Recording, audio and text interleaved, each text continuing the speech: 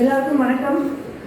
இங்கே வந்திருக்க dignitaries, minister sir, MP sir, MLA sir, mayor sir, DSO ma'am, collector ma'am, and all the parents, coaches and all the players எல்லாருக்கும் என்னோட wishes and very good afternoon. என் பேர் துளசிமதி முருகேசன். நான் பாரிஸில் நடந்த பாராலிம்பிக்கில் சில்வர் மெடல் வின் பண்ணியிருந்தேன்.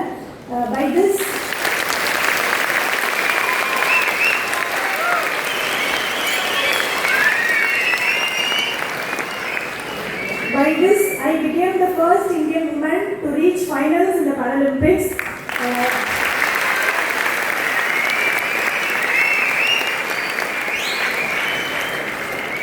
அதுக்காக நம்ம ஹானரபிள் பிரசிடென்ட் ஸ்போர்ட்ஸ்லேயே இரண்டாவது உயரிய விருதான அர்ஜுனா அவார்டு வழங்கி ஹானர் பண்ணியிருந்தாங்க.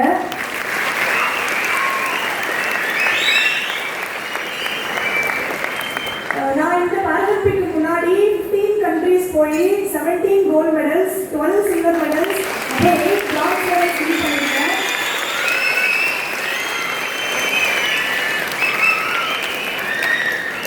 நான் வந்து நம்ம நாமக்கல் கவர்மெண்ட் வெட்டினரி காலேஜில் 4th grade படிச்சுட்டு இருக்கேன். நான் வந்து காஞ்சிபுரம் மாவட்டத்தில் ஒரு லோயர் மிடில் கிளாஸ் ஃபேமிலியிலேருந்து வரேன்.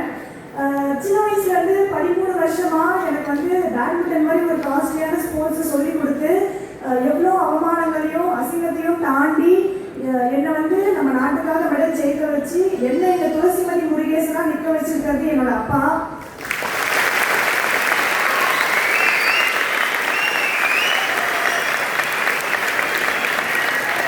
எல்லாரும் வந்து நான் ஜெயிச்சிட்டேன்னு சொல்கிறாங்க. ஒரு அப்பாவா, ஒரு கோச்சா என்னோட அப்பா சாதிச்சிட்டாருன்னு தான் நான் சொல்லுவேன்.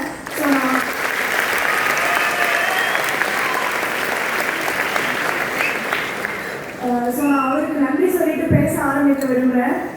நான் வந்து இந்த 13 வருஷமாக எந்த ஒரு ப்ரைவேட் கிளப்புக்கும் ஒரு அகாடமிக்கும் போய் ப்ராக்டிஸ் பண்ணல. முழுக்க காஞ்சிபுரம் கவர்மெண்ட் எஸ்டிஏடி ஸ்டேடியமில் ப்ராக்டிஸ் பண்ணி கவர்மெண்ட் கொடுக்குற சலுகைகள் அண்ட் ஸ்கீம்ஸ் மூலமாக பயணிச்சுன்னா நான் ஒலிம்பிக் வரைக்கும் போய் மெடல் ஜெயிச்சிருக்கேன். இதை நான் இந்த இடத்துல பெருமையாக சொல்லிக்க விரும்புகிறேன். ஏன்னா முன்னாடிலாம் வந்து நம்ம ஒலிம்பிக் லெவல், இன்டர்நேஷ்னல் லெவலில் போய் கலந்துக்கணும்னாலே வந்து அதர் கண்ட்ரிக்கு போய் ட்ரைனிங் பண்ணுற சுச்சுவேஷன் இருந்துச்சு. ஆனால் இப்போது நம்ம தமிழ்நாடு கவர்மெண்ட் நம்ம ஸ்டேட்லேயே high class infrastructure, international standard course, அதுக்கப்புறம் சிஎம் மினி ஸ்டேடியம், அதுக்கப்புறம் நம்ம சென்னை ஒலிம்பிக் ஸ்டேடியம் அப்படின்னு சொல்லி நம்ம தமிழ்நாட்டில் எல்லா ஃபெசிலிட்டிஸும் கொண்டு வந்துட்டாங்க. அதனால இனிமேல் நம்ம வந்து வெளிநாடுகளுக்கு போய் பயிற்சி செஞ்சு ஒலிம்பிக் லெவலில் போய் மெடல் அடிக்கணும்னு அவசியம் இல்லை. நம்ம தமிழ்நாட்டில் ப்ராக்டிஸ் பண்ணியே நம்மளால் ஒலிம்பிக் லெவலில் போய் மெடல் ஜெயிக்க முடியும். அது மட்டும் இல்லாமல் ஒரு கிராஸ் ரூட் லெவல் பிளேயருக்கு என்னென்ன தேவைன்னு எல்லாமே கொடுத்துட்ருக்காங்க. நீங்கள் வந்து ஒரு கேமில் நான் வந்து பிளேயராக ஆகணும் அப்படின்னு இன்ட்ரெஸ்ட் இருந்தால் மட்டும் போதும். நம்ம தமிழ்நாடு கவர்மெண்ட் நீங்கள் எல்லாத்தையும் பார்த்துப்பாங்க. ஸோ நீங்கள் வந்து நம்ம தமிழ்நாடு கவர்மெண்ட்டை நம்பி ஸ்போர்ட்ஸ் வந்து கெரியராக சூஸ் பண்ணலாம்.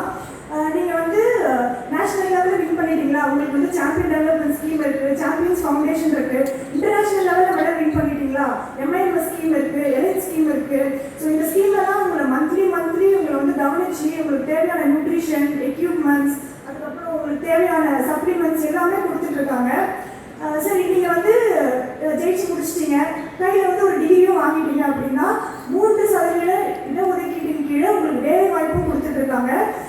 சார் சொன்ன மாதிரி 100 பேருக்கும் மேற்பட்ட விளையாட்டு வீரர்களுக்கு அரசு துறைகள்லையும் பொதுத்துறைகள்லையும் வேலை வழங்கி வரலாற்று சாதனை படிச்சிருக்காங்க. எந்த ஒரு ஸ்டேட்லையுமே இப்படி நடந்ததே கிடையாது. ஸோ உங்களுக்கு வந்து கல்வி, அதுக்கேற்ற விளையாட்டில் சாதிக்கணும்னு நினைக்கிறவங்களுக்கு அதுக்கான ஊக்கம், நீங்கள் ஜெயிச்சுட்டு வந்த உடனே உங்களுக்கான ஹை கேஷ் இன்சென்டிவ், உங்களை ரொம்ப உண்மையமாக கவனித்து உங்களுக்கு தேவையான எக்ஸ்ட்ரா எக்யூப்மெண்ட்ஸ் எல்லாமே கொடுத்துட்ருக்காங்க. ஸோ இது நம்ம இவ்வளோ ஆப்பர்ச்சுனிட்டிஸ் கொடுத்துட்ருக்காங்க. ஸோ இதை நம்ம தான் யூஸ் பண்ணிக்கிட்டு நம்ம திறமையை வளர்த்துக்கணும். நான் வந்து ரொம்ப பெரிய ஃபேமிலியிலேருந்துலாம் வரல. நான் சின்ன வயசுலேருந்து குடிசை வீட்டில் தான் வளர்ந்தோம். அடுத்த நாள் சாப்பாட்டுக்கு கூட கஷ்டமாக இருந்திருக்கு. நான் வந்து 10 வருஷமாக சிஎம் ட்ராஃபி விளையாடிட்டு இருக்கேன். இது என்னோட 11வது வருஷம். 10 வருஷமாக ஸ்டேட்டில் கோல்டு மெடல் வின் பண்ணிட்டு இருக்கேன்.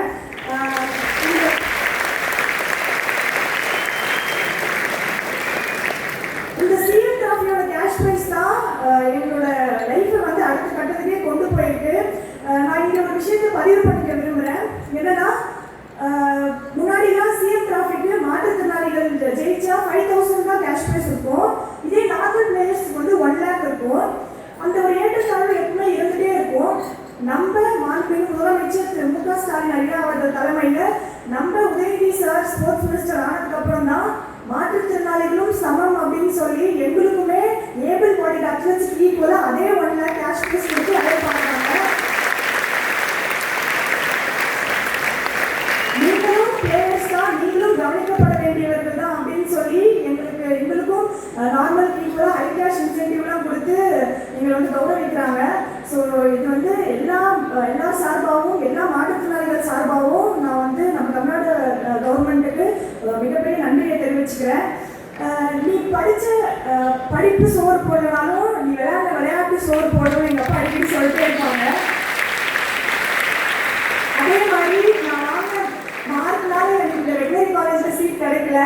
நான் கண்டினியூஸாக 5 years நேஷனல் கோல்டு மெடலிஸ்டாக இருந்தது மட்டும்தான் எனக்கு இந்த காலேஜில் சீட்டு வாங்கி கொடுத்து இப்போ என்னை படிக்க வச்சுட்டு இருக்கு.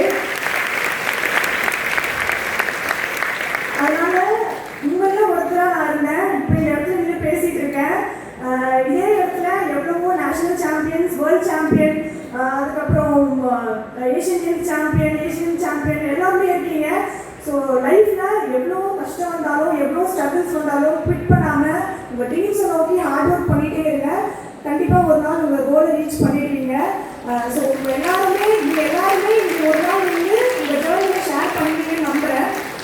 சரி, இந்த 13 வருஷத்தில் நான் வந்து தோற்றதே இல்லைன்னு நினைக்கிறீங்களா? நீங்களா தோல்விகளும் அவமானங்களும் மட்டும்தான் இருக்குது. அதனால் நம்ம எத்தனை முறை தோக்குறோங்கிறது முக்கியமே கிடையாது. தோற்ற ஒவ்வொரு முறையும் எப்படி எழுந்துக்கிறோங்கிறது தான் முக்கியம்.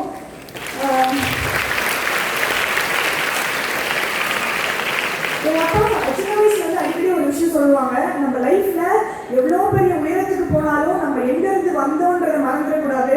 அதே மாதிரி இங்கே இருக்க எல்லா பிளேயர்ஸுமே நீங்கள் லைஃப்பில் எவ்வளோ ஹையஸ்ட் லெவலில் அச்சீவ் பண்ணாலுமே உங்களோட கோச்சஸை, அப்புறம் உங்களோட வெல்விஷர்ஸ், உங்களை என்கரேஜ் பண்ணவங்க, அதுக்கப்புறம் உங்களோட பேரண்ட்ஸை மறந்துடாதீங்க.